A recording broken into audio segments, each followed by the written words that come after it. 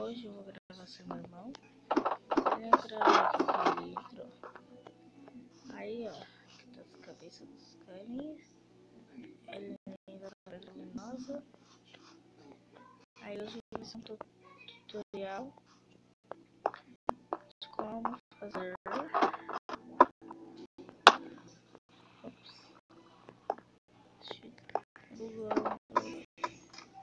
Eu vou ver se eu consigo fazer uma bigorna. Bigorna eu já tenho, só quero ver se eu consigo. Acho que eu consigo mais ali no outro baú. Deixa eu ver se nesse aqui eu tenho ferro. Não tenho. Eu precisava de bloco de ferro. Deixa eu ver, cadê?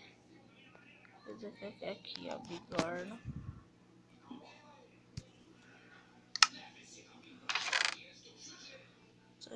Vai dar certinho. Ó, cadê aqui? Bigorna.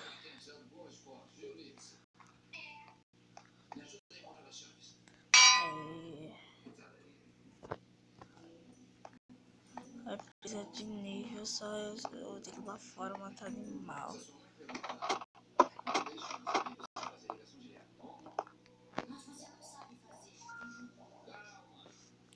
Aí vou ver que for matar animal pra mim coisar. Cenouras já estão prontas. Peguei duas. Vou ver aqui, pronto. Tá bom, deixa eu ver. Depois eu vou fazer cenoura dourada. Deixa eu ver onde tem bicho. Ali tem galinha. Ou não? Não é galinha não. Então, o tutorial de hoje foi como fazer uma bigorna. Vou ter como ensinar vocês a usá-la. Deixa eu ver.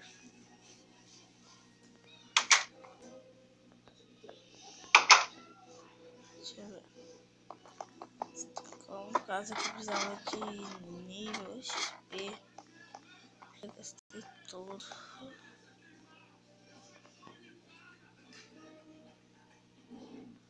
E casamento 1. Cenoura. Aí ó, você vai lembrar do nome das coisas. Entendeu? Eu de cenoura não dei pra cá. Então, o vídeo já é isso. Espero que tenham gostado. Deixa o like, curte, compartilhe e se inscreva no canal.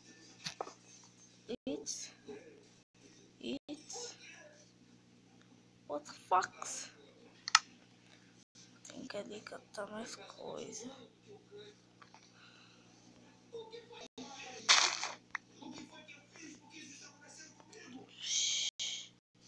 Tem que arrumar agora que é a casa do meu irmão, né? Eu vou ter que arrumar, né? Arrumei, né? Então o vídeo é isso. Curte, compartilha e se inscreva no canal.